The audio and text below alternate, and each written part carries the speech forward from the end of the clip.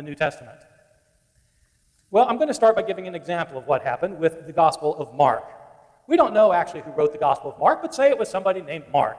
We don't know where he was writing. The tradition is that he was writing in Rome, so let's say Mark was writing in Rome. Mark wrote down a gospel, an account of the life of Jesus, his ministry, his death, and his resurrection. He probably wrote this account for his own community. He didn't originally plan that it was going to become part of the Bible. He was simply writing an account for his community so that they would know the things that Jesus said and did and experienced leading up to his death and resurrection. How was this book actually published? Well, in the ancient world, there was no such thing as publication the way we think of, where if James writes a book, the publisher prints off several thousand copies and sends it around to bookstores throughout the country. That's easily done now, but in the ancient world, it couldn't be done at all. If you wanted to publish a book, it meant that you put it in circulation, which means you lent it out to somebody. And if they wanted a copy, they had to make a copy. The way they made a copy is by copying it by hand, or by having somebody else copy it by hand. There was no other way to reproduce a book. You had to copy it one chapter, one page, one sentence, one word, one letter at a time. It was a very slow and painstaking process, even if you were professionally trained to do it. The earliest Christians evidently were not among the intellectual elites of their day. Most of the early Christians, as is true for most people in the Roman Empire, most Christians were illiterate. They couldn't read or write. So who was copying this copy of the Gospel of Mark? Well, it'd be whoever who was in his community, say in Rome, who was able to copy a text. Somebody who was literate among the Christians, presumably. This would be the person who would copy it for, say, his own house church. Mark maybe had a community of, say, 10 or 20 people met in his house church, and maybe across town in Rome, Rome was a very large city, there was another house church, and they wanted a copy of the Gospel. Well, somebody copied it. What happens when somebody copies a document by hand, slowly, painstakingly, one letter at a time? Well, if you don't know what happens, try it yourself sometime. I tell my students, if they want to know what it's like to copy a text, just sit down and copy the Gospel of Matthew and see how well you do. I can tell you what will happen if you copy the Gospel of Matthew some evening. You will make mistakes. There'll get time where your mind will wander, you'll get tired, you'll get bored, you'll start thinking of something else, and you'll make mistakes. The first person who copied the Gospel of Mark, no doubt, made mistakes. Now, how was Mark copied after that? Well, the original would have been copied, but then the copy would have been copied. And the problem is, when somebody copied the copy, they not only copied the original words, they copied the mistakes that the first scribe had made. And they made their own mistakes. What happened then when somebody came along and copied that second copy? That person replicated the mistakes of both of his predecessors and made his own mistakes. And copies were made week after week, year after year, decade after decade. Copies were being made of the Gospel of Mark. Copies of the original, in which every time a new copy was made, the mistakes of the predecessors were repeated, unless somebody had the bright idea of correcting the mistakes. Now, it's not always clear if a scribe would know where there had been a mistake made. It may be that in places, in fact, the scribe who's copying something didn't just make a grammatical error or sort of fall asleep for a second and leave out a word, but maybe he actually changed the text because he thought it would make better sense if he changed it to say this instead of that. Well, if that's what he did, how would his successor, the next copyist, know that he had made the change? Only if he had the original to compare it with. But if he didn't have the original to compare it with, then he wouldn't know that a mistake had been made in many places, and so he would copy that mistake. But suppose he thought the mistake had been made, but he didn't have the original to compare it with. How would he correct the mistake? He would take his best guess at what probably the original said. But what if he guessed wrong? It's possible that scribes corrected mistakes incorrectly. And then you've got three problems at that place. You've got the original text, you've got the original mistake, and you've got a mistaken correction of the original mistake. And so it goes for week after year after decade, on and on and on, copies made of copies made of copies. This went on for a very long time, and eventually the original Gospel of Mark was lost. We no longer have the original Gospel of Mark. And we don't have the original copy of Mark. And we don't have a copy of the copy of Mark or a copy of the copy of the copy of Mark. Now, what I'm telling you now is not sort of slanted information. I'm telling you facts. We don't have anything like the original of Mark's Gospel or an early copy of Mark's Gospel. The first copy we have of Mark's Gospel is a text that is called P45. It's called P45 because it was the 45th papyrus manuscript to be discovered. Papyrus is the ancient equivalent of paper. So we use paper to write on. In the ancient world, they used papyrus to write on. The oldest manuscripts we have of the New Testament happen to be written on papyrus. The 45th papyrus manuscript to be discovered is called P45, and it contains a copy of the Gospel of Mark that dates from around the year 220. Now, I'm not sure when Mark was written. Some people think it was written in the year 50, in the year 60, in the year 70. I think my own opinion is that it was written sometime around the year 70. If that's the case, then our first surviving copy of Mark was produced 150 years after the original. Not from the original, but from copies of the copies of the copies of the copies of the copies of the copies of the original. We don't have anything earlier for the Gospel of Mark. This is what P45 looks like. This is one page of P45. P45 has portions of 8 chapters of Mark. So this earliest copy of Mark doesn't have the whole thing. It has portions of half of the chapters of Mark. This is the earliest. As you can see, it's very fragmentary because it was discovered in Egypt and then eroded over the years. It's written in Greek. The original language of the Gospel of Mark is the original language of all the books of the New Testament. You can see, you probably get a good sense here. It's rather hard to read this because they don't put any separation between paragraphs or between sentences or even between words. They all run together one after the other, making it very easy indeed to make mistakes when you're trying to copy one of these texts. This then is the oldest copy of Mark, P45, from around the year 220. Our next earliest copy comes from the 4th century. Our first complete copy of the Gospel of Mark from beginning to end, from the first verse to the last verse, a copy of the New Testament that has the entire Mark, is from 300 years after Mark was copied originally.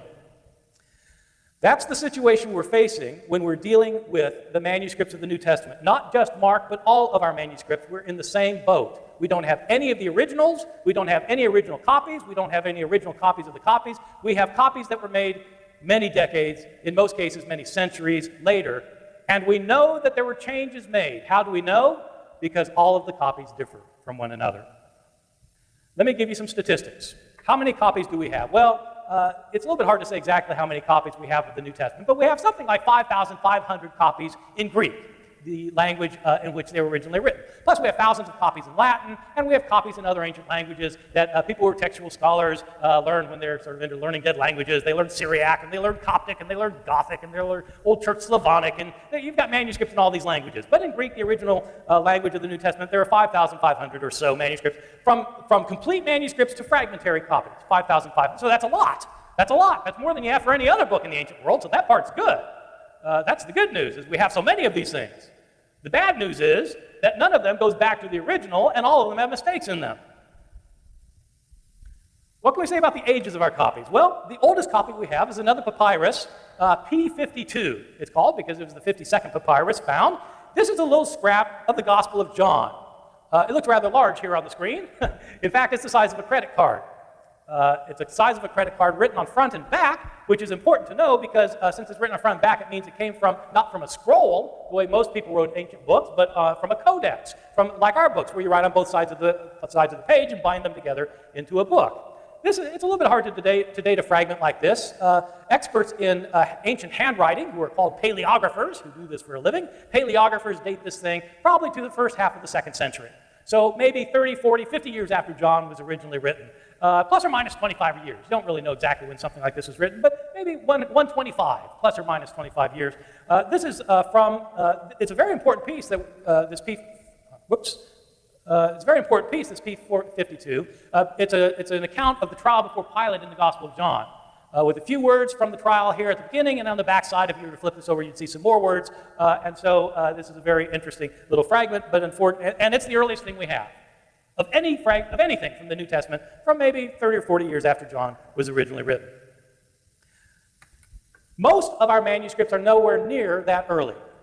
94% of the manuscripts that we now have, Greek manuscripts, date from after the 9th century. The 9th century, after the 9th century. So 800, 900 years after the originals is when we start getting lots of copies. So you'll sometimes have people tell you that the New Testament is the best attested book from the ancient world, and they're absolutely right. It is absolutely the best attested book from the ancient world. The problem is the attestation to the book comes centuries after it was originally written.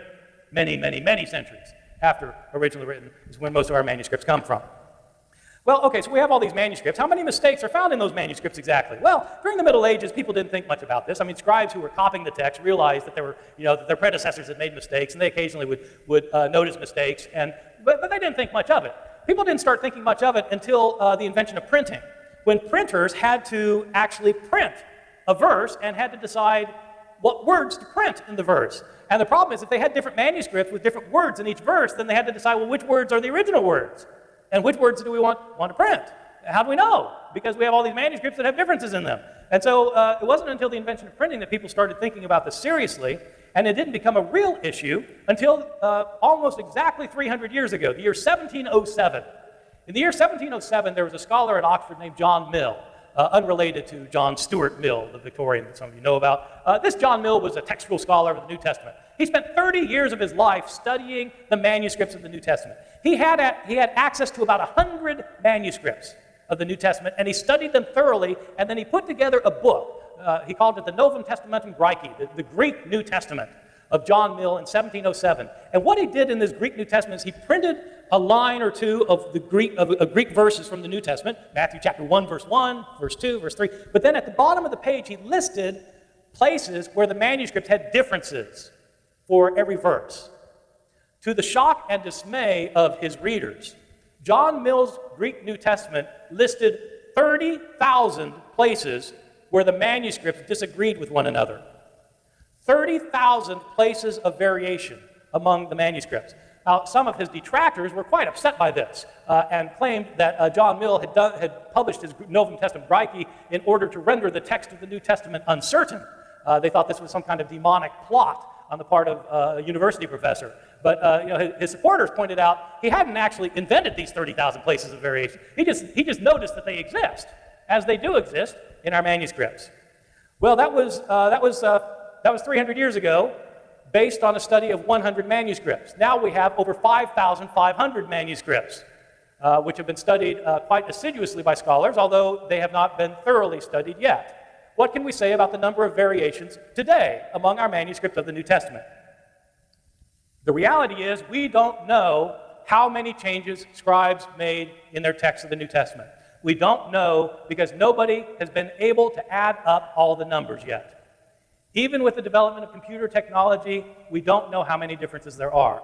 There are scholars who will tell you that there are 300,000 differences, scholars who will tell you there are 400,000 differences. People will come up with all sorts of numbers, but the reality is we don't know. We can put it in relative terms. There are more differences in our manuscripts than there are words in the New Testament. Well, that's a lot of differences, probably several 100,000. So that is the situation that we face. Well, what kind of changes are there? I mean, what are these differences? Do they really matter for anything? Let me start off by saying quite emphatically, most of these differences that I'm talking about don't matter for a thing. They absolutely don't matter. Many of them you cannot translate from Greek into English. So you have two differences, and there's no way to translate the difference. Many of the changes tell us nothing more than that scribes in the ancient world could spell no better than my students can today. And scribes, of course, didn't have spell check.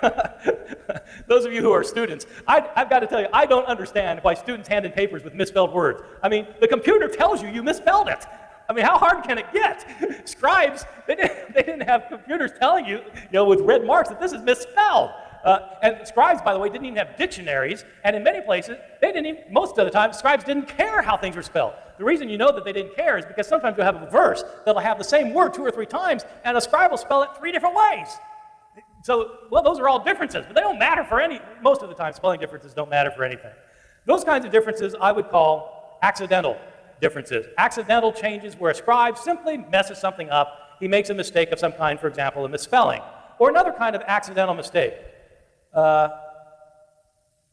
this didn't come through on the slide here. In Luke chapter 12, it's all right, I'll do it without. In Luke chapter 12, verses 8 and 9, Jesus says, whoever acknowledges me before people, the Son of Man will acknowledge before the angels of God. Whoever denies me before humans will be denied before the angels of God, and everyone who speaks a word against the Son. Now, the way this slide was supposed to work is this word God was supposed to be up here, and this word God was supposed to be up here because I'm trying to illustrate something, which is that these words end the same way on the 2 lines.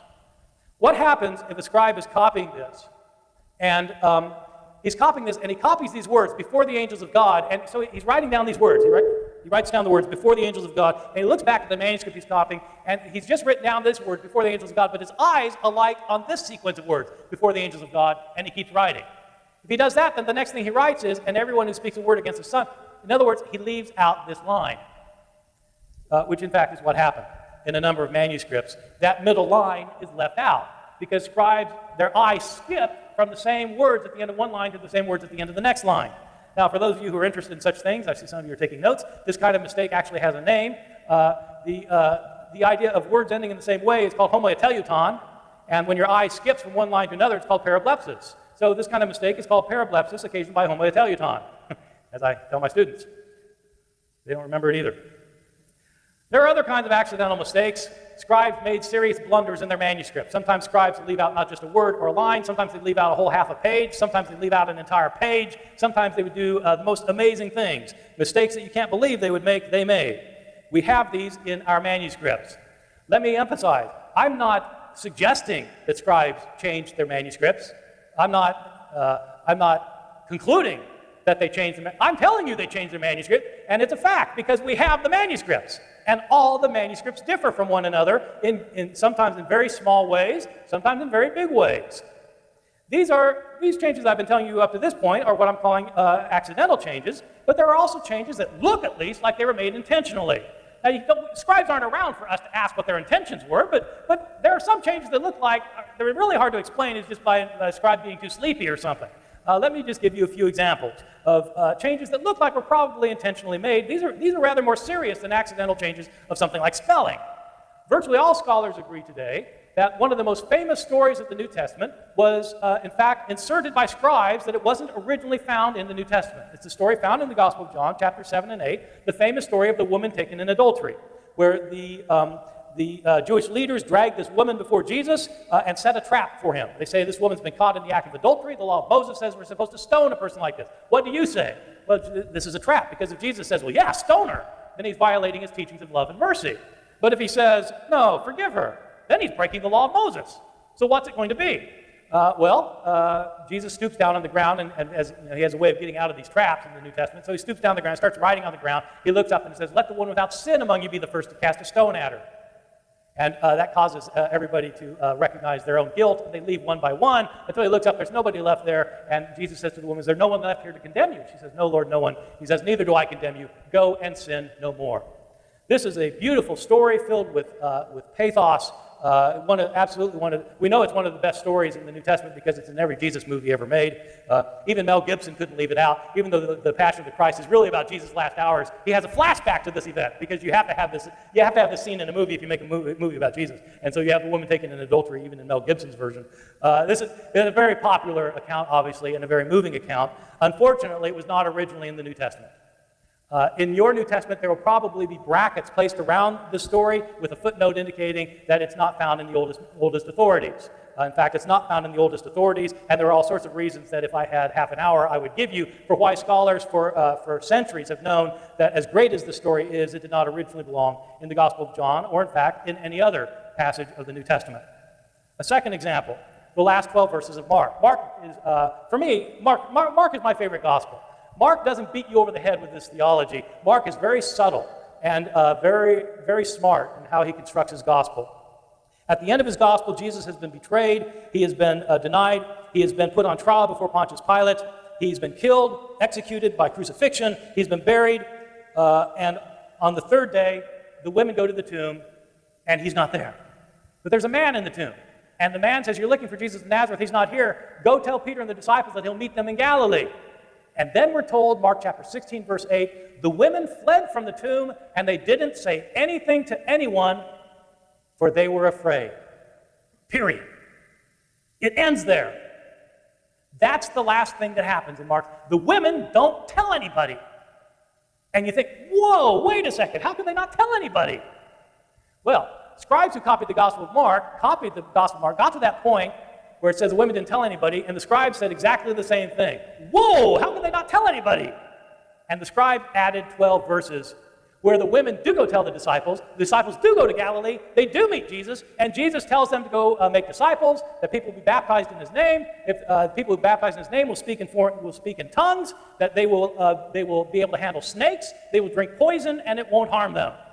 These are the verses that are are very important in my part of the country, my part of the South, where we have the Appalachian snake handlers. They get their theology from these last 12 verses of Mark. I've often thought that in the ambulance on the way to the hospital, maybe one of the paramedics ought to say, actually those verses weren't originally in the Gospel of Mark.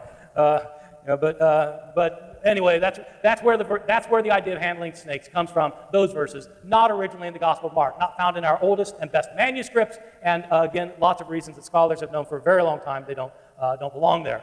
I think on these 2 points, I'll be very surprised if James disagrees with this, because this is the sort of thing that textual scholars have known for a very long time. A couple of other quick examples before I close. One of Jesus' most memorable lines is in Luke chapter 23, verse 34. It's found only in Luke. He's being nailed to the cross, and Jesus prays, "Father, forgive them, for they don't know what they're doing." But the verses are not found in some of our oldest and best manuscripts. Was that verse originally, did Jesus originally say the prayer or not? It depends which manuscript you read. So to my final example. Matthew chapter 24, Jesus is talking about, that should be chapter 25, I think. Matthew chapter 25, Jesus is talking about the end times. It's 25 or 24? 24. We're going to say 24. This may be a scribal mistake, but we think it was 24. In Matthew chapter 24, Jesus is telling his disciples what's going to happen at the end of time, and then he says that no one knows the day or the hour when these things will take place, not the angels in heaven, not even the Son. In other words, not even the Son of God knows when these things will take place. Scribes copying this found this rather confusing. How could the Son of God not know when the end is going to come? How did scribes deal with that problem? They took out the words. In a number of manuscripts, the words are omitted. Well, did Jesus say that or not? Well, it depends. In Matthew's Gospel, it depends which manuscripts you read. Let me come to a very quick conclusion.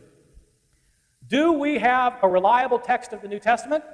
Are there places where the Bible misquotes Jesus? The short answer is there is no way to tell. We don't have the originals or the original copies or copies of the copies. There are passages that scholars continue to debate. Is this the original text or not? And there are some passages where we will never know the answer. Thank you.